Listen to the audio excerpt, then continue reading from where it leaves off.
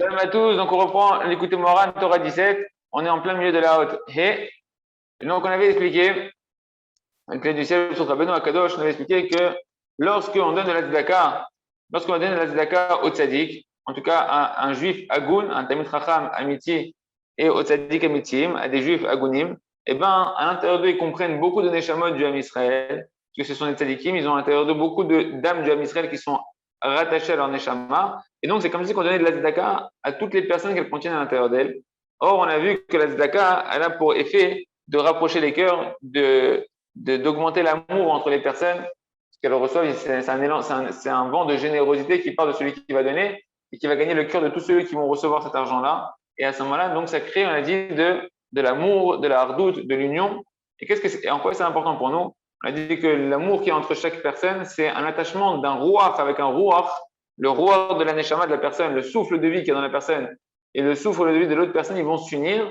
Il y a les esprits, le roi c'est un vent, mais c'est aussi un esprit. Les esprits, ils sont dans dans la même union, ils sont en communion. Et à ce moment-là, en fait, tout l'air ambiant, parce que nous, quand on respire, on respire de l'air, d'accord? Et bien cet air ambiant qui est autour de nous, il va être un air qui va être purifié parce qu'il y a dans l'air une atmosphère d'amour et d'unité. Et quand l'air il est pur et que l'air il est limpide, on a expliqué qu'à ce moment-là, la parole elle peut aller très loin, la voix elle peut s'inscrire, les lettres qu'on va formuler, elles peuvent s'inscrire dans l'air et les molécules d'air vont se toucher les unes avec les autres et elles vont transmettre la parole très très très loin comme ça.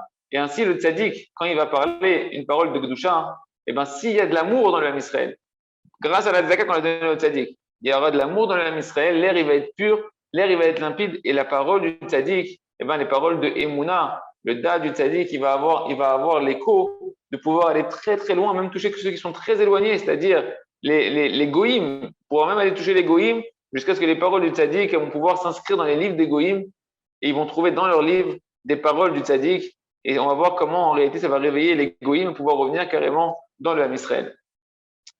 Par contre, on avait dit que le contraire, quand il y a de la haine entre les juifs, quand il y a de la haine ou de la mésentente, alors à ce moment-là, les molécules d'air, eh ben, c'est comme si il y avait une tempête qui vient séparer les molécules d'air, et donc à ce moment-là, l'air n'est pas limpide, et donc la parole du tzaddik, elle ne peut pas à ce moment-là, elle ne peut pas se véhiculer avec l'écho nécessaire, et elle n'a pas l'effet escompté. On n'entend plus la voix du tzaddik, on n'entend plus les paroles du tzaddik.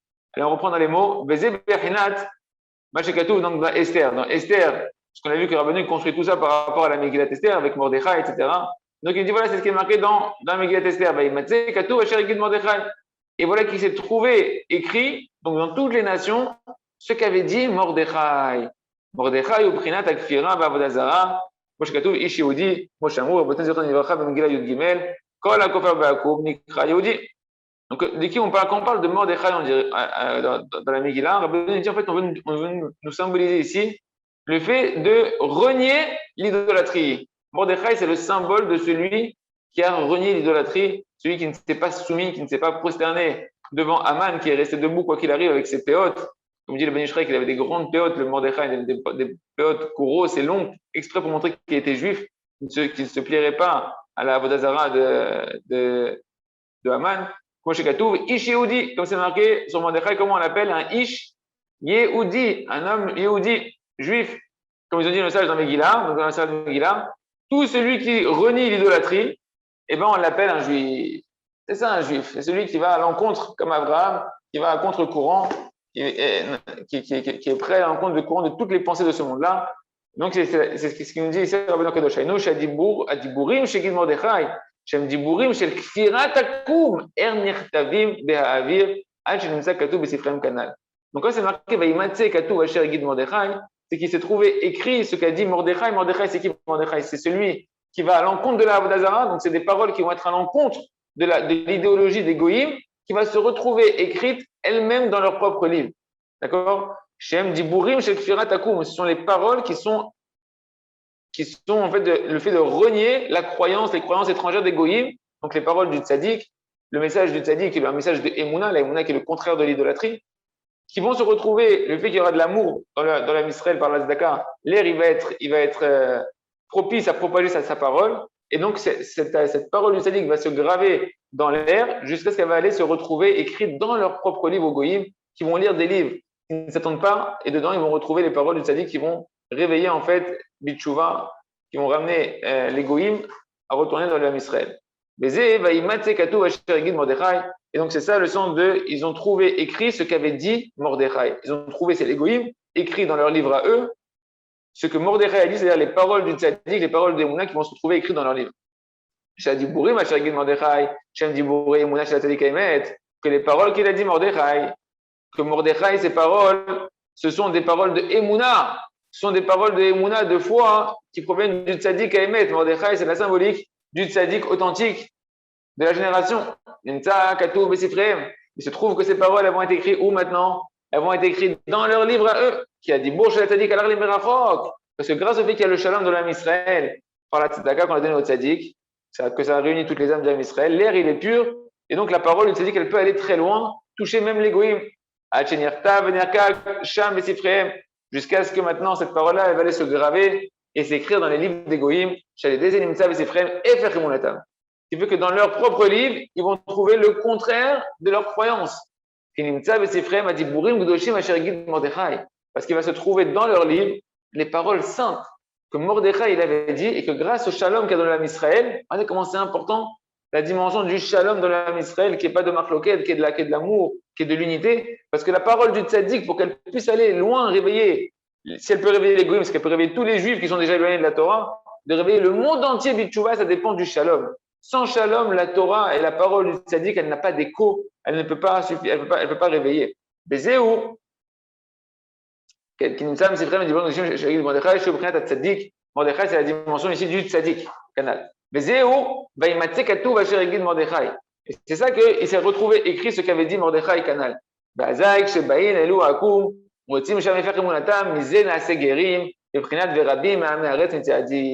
Donc lorsque les goïms maintenant ils vont lire dans les livres, voilà, il veut bouquiner, il va acheter un bouquin et il ne sait pas qu'il achète un bouquin, dedans il y a de la Emouna.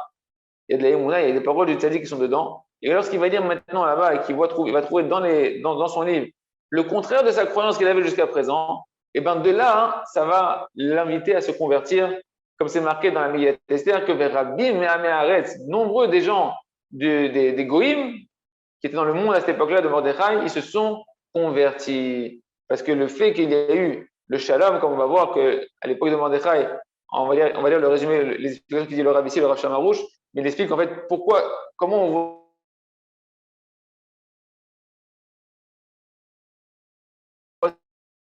ça vraiment dans toute l'histoire de Mordechai, c'est que la gamme de Koro chez Mordechai, Rabbi Bnei Arez Goïm.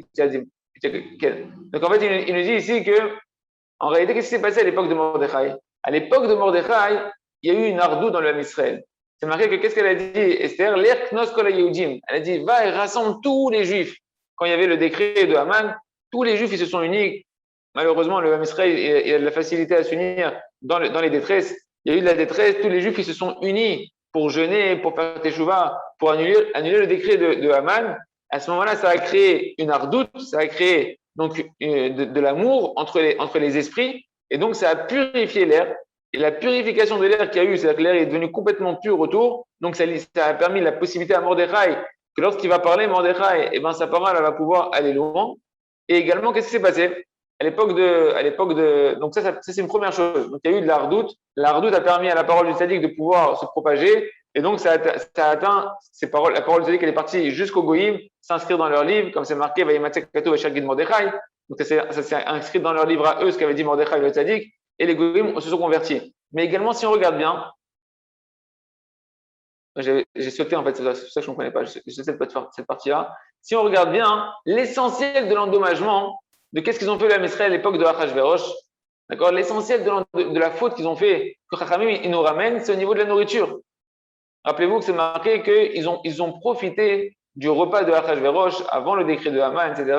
Achashverosh, il avait fait un grand festin, et dans ce grand festin, il avait mis les ustensiles du Beth Amikdash. Et les Bnei Israël, ils ont profité d'un repas qui était interdit pour eux, non pas par la cacheroute, mais par le fait qu'on n'avait pas le droit de manger dans les ustensiles du Beth Amikdash. Donc, il y a eu un endommagement de la nourriture, de la manière de manger dans la Kedusha. Or, on avait expliqué, rappelez-vous, que toute la dimension que les étincelles de Kedusha de Israël, elles tombent chez les Goïm, elles sont enfermées chez les Goïm, et que les Goïm, ils ont de l'emprise sur nous, c'est à cause du fait qu'on ne sait plus manger Bigdusha, qu'on s'est trompé dans la manière, on s'est égaré dans la manière de comment il faut manger. Ce qu'on appelait le kilkou la misbéach, d'endommager le misbéach, l'autel des sacrifices, où là-bas on amenait justement les animaux à manger à Kadosh Baruch Hu, on sacrifiait les animaux à Kadosh Baruch Hu qui représentent la nourriture. Et ben, on voit que Davka, précisément à l'époque de Purim, c'est un endommagement de la manière dont ils ont mangé qui a donné la force aux Goïm de prendre l'avantage sur eux. Comme on a dit que quand quelqu'un ne mange pas Bigdusha, ça augmente, Rabbeinu nous a dit que ça augmente l'idiotie. C'est quoi l'idiotie? C'est-à-dire que ça va obscurcir ton intellect spirituel et que tu ne vas plus réussir à voir la lumière du tzaddik, tu ne vas plus ressentir l'amour et la crainte d'Hachem par le tzaddik, tu ne vas plus voir l'amour d'Hachem, etc. Et donc tu donnes la force au Goïm de prendre le dessus sur toi. D'accord? Et par le fait que Dafka, sur quoi ils ont fait tchouva les Juifs après? Ils ont jeûné. Quand ils ont jeûné, au moment où ils ont jeûné, ils ont réparé ce qu'ils ont endommagé au niveau de la nourriture. Comme on a expliqué qu'en mangeant Bigdusha, on allait retirer les étincelles de Kedusha qui étaient tombées chez les Goïm. Le fait de manger Bigdusha, et donc quand je vais manger Bigdusha, je vais pouvoir maintenant avec sainteté, et avec des bonnes intentions quand je vais manger, je vous renvoie, il y a les 2 derniers cours précédents où on a fait toute la prière du Rav Arush, comment manger Bigdusha d'après les Kavanot de Rabbi Nachman de Breslev. Mais quand tu vas manger avec pureté, tu vas, on avait dit, séparer le bien du mal qu'il y a dans la nourriture, les étincelles de Kedusha, de sainteté qui sont enfermées dans la nourriture, et tu vas les séparer du côté animal, des forces du mal, des écorces. Et à ce moment-là, tu vas comme ça pouvoir faire revenir des convertis qui étaient enfermés, qui se retrouvaient chez les Goïm, et que lorsque tu retires les étincelles de sainteté, ils vont revenir aussi des convertis avec. En tout cas, on voit qu'à l'époque de Mordechai, il s'est passé ces 2 dimensions-là. La dimension de la nourriture, qu'ils n'avaient pas mangé Bigdusha et qu'après ils ont fait teshuva sur ça et ils sont mis à jeûner. Donc ils ont réparé l'endommagement du misbéach, l'endommagement de la manière de manger Bigdusha, ce qui fait revenir des Goïm, qui fait revenir des étincelles de Kedusha dans le Ham Israël et des Goïm. Et également, il y a eu de la paix dans le Ham Israël. Le fait qu'ils se sont réunis ensemble pour jeûner, ça a créé de l'amour entre eux, ça a créé de la solidarité. Et donc, ça a soudé toutes les molécules d'air qui étaient autour de Mordechai. Et donc, quand Mordechai a commencé à parler, et que sa voix elle s'est propagée, ben, ces paroles de Emouna à Mordechai, elles ont pu traverser l'air, vu que l'air il était pur et limpide, il y a pu avoir de l'écho. Et l'écho de Mordechai est parti jusqu'à ce que ces paroles se soient inscrites dans les livres des Goïm et que les Goïm se sont convertis. C'est exactement ce que Rabbeinu voulait nous expliquer. On commence la lettre Vav. Rabbeinu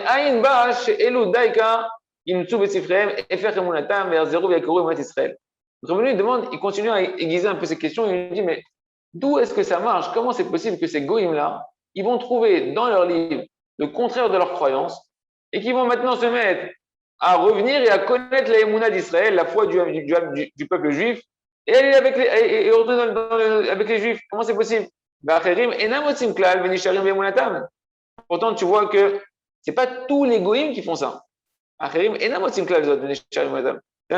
qui ne trouvent pas ça et ils restent dans leur fausse croyance. Ce n'est pas tous les Goïm qui se convertissent comme ça du jour au lendemain. D'accord? Pourquoi tous les Goïm ne se convertissent pas? Ça devrait être un processus qui fait que tous les Goïm se convertissent normalement. Arda, Shezé, Mechamad, Bechinat Atov, Akabush, Tachat Adam. Hanou, Bechinat Halikin, Nishmat Israël, Akabush, Islam. Il dit, tout ça, en fait, comment ça fonctionne? C'est qu'il y a du bien qui est enfermé, qui est renfermé sous l'emprise des Goïm. C'est quoi ce bien? C'est les âmes du Ham Israël. Le Ham Israël, il s'est retrouvé emprisonné chez les Goïm. Ça, c'est le bien qui est enfermé chez les Goïm. Qui kol atov ou rak bechinat nishmat Israël. Tout le bien de ce monde-là, rappelez-vous, c'est le début de la Torah. Dieu, il a créé tout ce monde-là pour le bien qu'il a vu dans chaque juif et qu'il a pris du plaisir à voir le bien qu'il y a dans chaque juif. Donc, tout le bien de ce monde-là, tout ce qui est dans ce monde-là, ça a découlé du fait qu'il y avait du bien dans le Ham Israël. Et le bien essentiel de ce monde-là, c'est Israël. C'est la Neshama du Ham Israël. En réalité, c'est la Kadosh Baruch Hu, c'est la part d'Hachem qui est dans chaque juif. Mais tout le bien, l'unique bien de ce monde-là, c'est le Ham Israël, c'est les âmes du Ham Israël.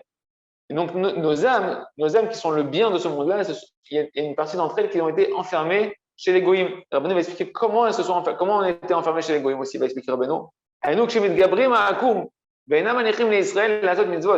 Comment ils arrivent à prendre de l'emprise sur nous, les Goïm? C'est lorsqu'ils ne laissent pas les Juifs pratiquer les mitzvot. Comme ils ont plusieurs fois, les Goïm, nous ont empêchés de faire la Brit Mila, nous ont empêchés de faire certaines mitzvot, de faire le Shabbat, ils nous ont forcé à transgresser le Shabbat, etc. Et bien à ce moment-là, il se trouve que concrètement, le bien que l'homme Israël il devait faire et qu'il pouvait faire, il s'est retrouvé emprisonnés chez les goïms. Ils les ont empêchés de pratiquer leur Torah et les mitzvot, de faire le bien qu'ils sont censés faire le Ham Israël. Et donc, il se trouve que le bien, il s'est enfermé chez les goïms. Et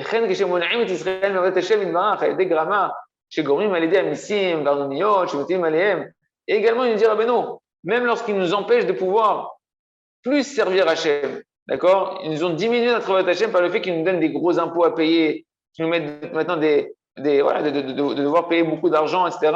L'Arnona, les missim, les impôts, les taxes, etc. Et du coup, la Misraël, il doit travailler et ils n'ont plus le temps de travailler pour Hachem comme il faut, parce qu'ils sont occupés à leur parnassa. Et donc, ça aussi, c'est une emprise des goïms qu'ils ont sur nous, qui fait que le bien du Ham Israël se retrouve enfermé chez les goïms.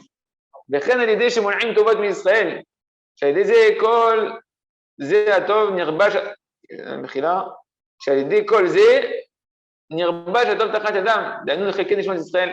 Et d'où le bien aussi qu'ils empêchent le Ham Israël, le bien qu'ils pourraient recevoir et qu'ils l'empêchent de le recevoir au Ham Israël, et bien c'est également une dimension qui fait que le bien que nous, qu'on représente, les âmes du Ham Israël, vont être enfermés chez les goïms. Il y a des parties du Ham Israël qui vont être enfermées sous l'emprise des goïms. Et Rabbeinu explique que le fait que maintenant les goïms, donc c'est ce qu'on a vu ici, que les goïms ils nous empêchent de faire les mitzvot, et bien à ce moment-là ils ont mamage comme une sangsue qui vient sur nous comme ça, qui vient et qui vient nous pomper et qui a de l'emprise sur les âmes du Ham Israël. D'accord? Et donc la lumière de ces mitzvot-là, il me dit le Rav, la lumière de ces mitzvot-là qu'ils auraient dû faire le Ham Israël, et bien ils se retrouvent, c'est les étincelles de Neshamot du Ham Israël, elles se retrouvent maintenant coincées chez elles. Comme la cité chez les Yehudis, Magdil lo et or nishmato. Parce qu'il y a ce qui m'explique le Rav. Il dit chaque bonne action qu'un juif il fait, eh ben, ça augmente la lumière de sa neshama.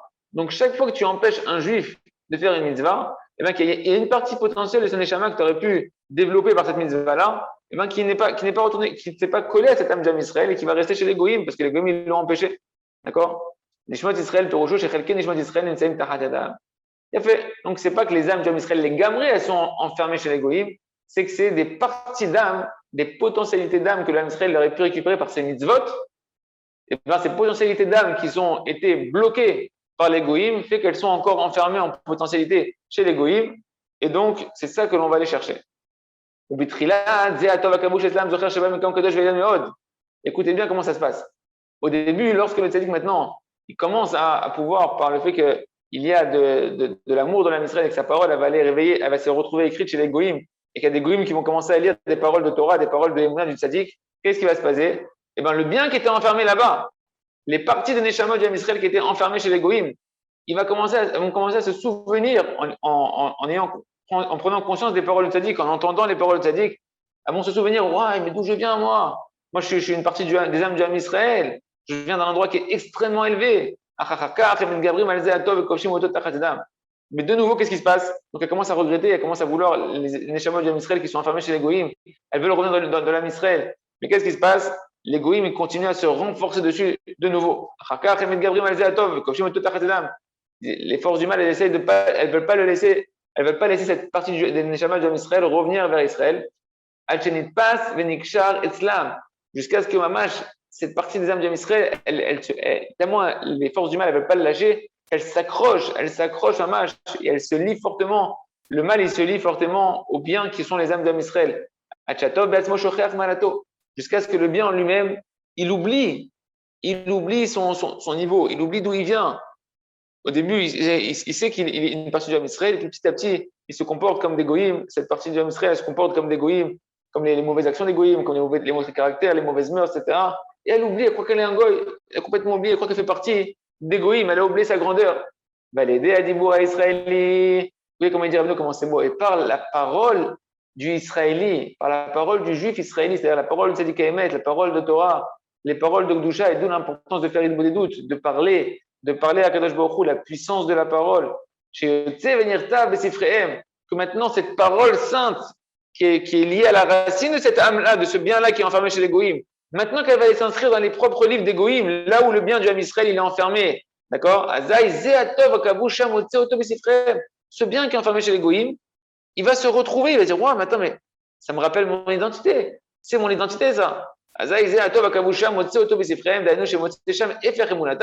Donc, qu'est-ce qui se passe? Ils vont trouver dans leur livre, et ce bien-là, il va voir qu'il y a le contraire de la fausse croyance que les goïms, ils ont l'habitude de croire.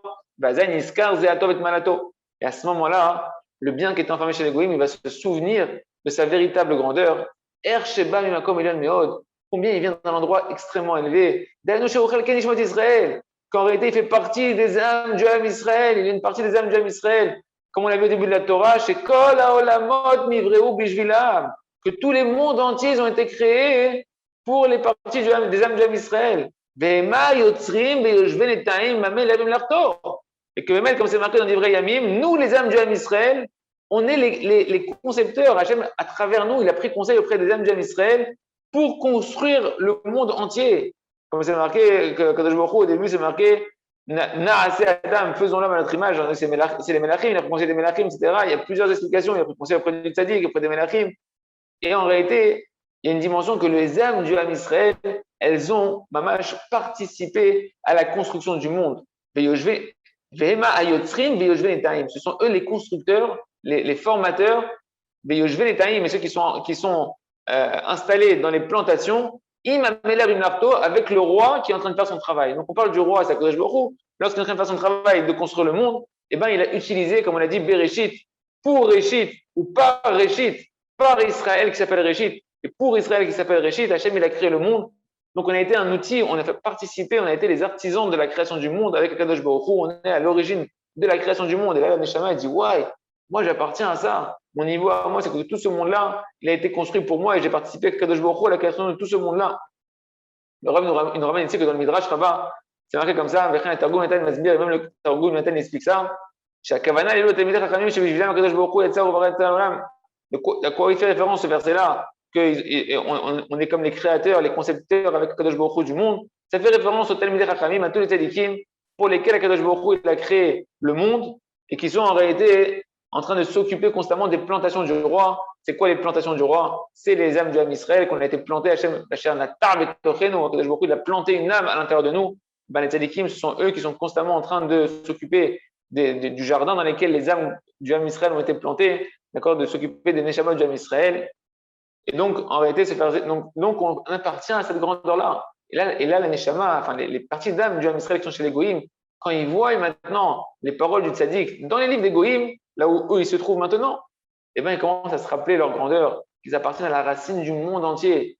Me dire Rabbi Nathan dans les Kitzur, les côtés Moran, combien on doit chacun d'entre nous, quand on s'est égaré là où on s'est égaré, quand on est tombé là où on est tombé, et qu'on a, la conscience qui revient, ou bien que tu vas dire des paroles de Emouna, des paroles du tzaddik, et que tu dois te rappeler d'où tu viens. Tu dois te prendre conscience de ouais, mais moi, j'appartiens pas à cet endroit-là. J'appartiens pas aux goïms. Je ne dois pas manger comme eux. Je ne dois pas me comporter comme eux. Je ne dois pas désirer comme eux. Je n'appartiens pas à ça. J'appartiens à la cour du roi des rois. Le monde entier a été créé pour moi. Kadosh Baruch Hu nimlach nishot Israël nivroet haolam. Comme c'est marqué dans Bereshit Rabbah, Kadosh Baruch Hu il a pris conseil auprès des âmes du âme Israël pour créer le monde. V'azai matril ze atov litzteh ulgagea l'asher nafal makom gavoa kaze. Et à ce moment-là, lorsqu'elle lit les paroles du tzaddik, les parties d'âme d'Israël qui lisent les paroles des tzaddik qui se trouvent maintenant écrites dans les livres des goïms, et qu'eux ils se trouvent chez les goïms maintenant, et ben alors ce bien-là, il commence à regretter, à se languir, à s'impatienter et se dire ouais, mais comment j'ai pu tomber d'un endroit aussi haut et me retrouver maintenant enfermé, emprisonné sous l'emprisonnement des goïms. Mais yavo, chaz shalom, les chilan v'efsed, quoi, et maintenant je vais me laisser aller. Cette partie des âmes d'Israël, c'est quoi? Est-ce que je vais me laisser maintenant aller à ma perte complètement, me faire absorber complètement par l'égoïsme? Et il veut maintenant, cette partie d'âme d'Israël, elle veut maintenant, comme un aimant, retourner à sa source. Mais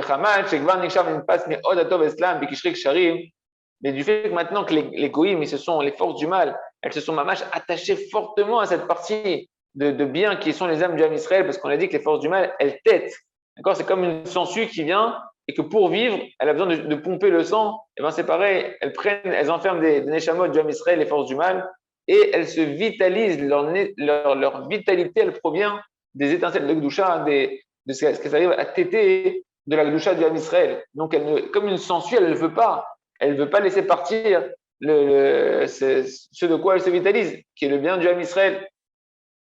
Et donc, du fait maintenant que le bien il est très très lié au mal, très très très fortement attaché, donc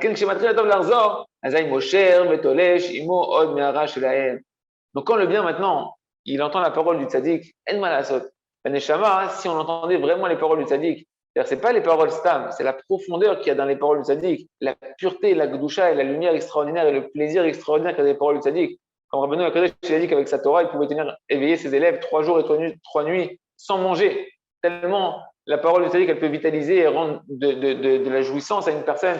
Si on pouvait véritablement entendre le vrai son, la vraie mélodie des paroles du tzaddik, à ce moment-là, eh ben, la neshama, les parties de neshama, elles n'ont plus de libre arbitre. C'est comme à l'époque du Matan Torah, quand on a entendu la parole d'Akadosh Baruch Hu, les 2 premiers commandements, la neshama, elle est sortie du corps, elle est repartie directement dans Akadosh Baruch Hu. Il y a un aimant, ça devient plus fort que tout, et le bien, il repart dans le bien, dans sa source. Et ben là, c'est pareil. Quand les parties d'âme qui sont enfermées chez les goïms, les étincelles de neshama d'Israël qui sont enfermées chez les goïms, elles lisent les paroles du tzaddik, et ben c'est tellement fort que ça permet à cette neshama-là, à cette partie d'âme, de retourner dans le Ham Israël. Mais comme le mal, il était très attaché au bien, et bien le mal, il y a une partie du mal partout, pas tout le mal entier, mais la partie qui était vraiment attachée, cet endroit-là qui était vraiment attaché dans tout ce mal extraordinaire qui s'appelle l'égoïme.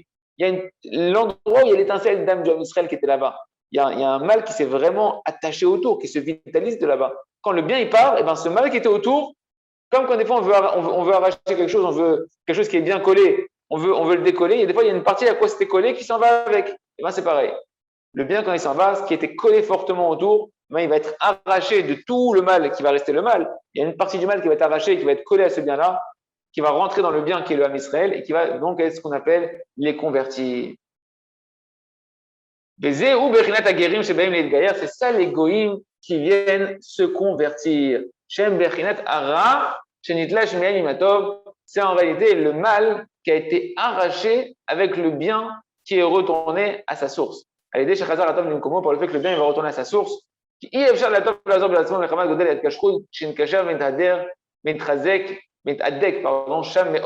Parce qu'en réalité, il s'est tellement collé aux Juifs, à l'étincelle juive, le mal, que l'étincelle juive, elle ne peut pas revenir toute seule. Elle ne peut plus revenir maintenant toute seule dans sa source. Et donc, parce que c'est tellement attaché, donc quand l'adhésion est tellement forte que lorsqu'il va partir le bien, il va arracher avec un peu de mal. Et c'est obligatoire du coup qu'il y ait un peu de mal qui va être arraché à ce moment-là où le bien retourne à sa source. Et c'est ça la dimension des goïms. Donc la conclusion dit le Rav, donc on a la réponse à la question pourquoi c'est pas tous les goïms qui se convertissent immédiatement dès qu'ils trouvent des paroles du tzaddik qui sont dans leur livre. La réponse elle est qu'en réalité voilà, c'est que le goy en lui-même, le goy en lui-même, il peut pas avoir aucune écriture des paroles du tzaddik. Il est pas lié à ça, c'est pas son essence, ça lui parle pas. D'accord? Simplement, c'est les âmes du Ham Israël qui sont enfermées chez les goïms, que lorsque maintenant ils vont voir les paroles du tzaddik, c'est eux qui vont être sensibles aux paroles du tzaddik. C'est pas les goïms qui sont sensibles aux paroles du tzaddik. C'est les parties d'âme du Ham Israël qui sont enfermées chez les goïms, parce que les goïms, ils les ont pas laissé faire les mitzvot, donc ils ont enfermé des parties d'âme du Ham Israël. Et ces parties d'âme-là, quand elles maintenant, elles voient la parole du tzaddik écrite dans les livres des goïms, eh ben c'est cette partie-là qui est chez les goïms qui veut revenir dans le Ham Israël, qui veut revenir à sa source. Et lorsque cette partie-là maintenant, elle se réveille pour revenir à sa source, eh ben automatiquement, elle va arracher, parce que le mal est tellement, les goïms sont tellement collés à nous, elle va arracher un peu des goïms qui étaient autour d'elle, et c'est eux qui vont se convertir. Et c'est pour ça que c'est pas tous les goïms qui se convertissent d'un coup, parce que c'est juste l'endroit où le bien il retourne à sa source, le mal qui était juste autour. C'est ça qui est arraché et qui retourne chez le Ham Israël et qui permet maintenant aux goïms de se convertir. On va s'arrêter là, pour aujourd'hui. Chazak.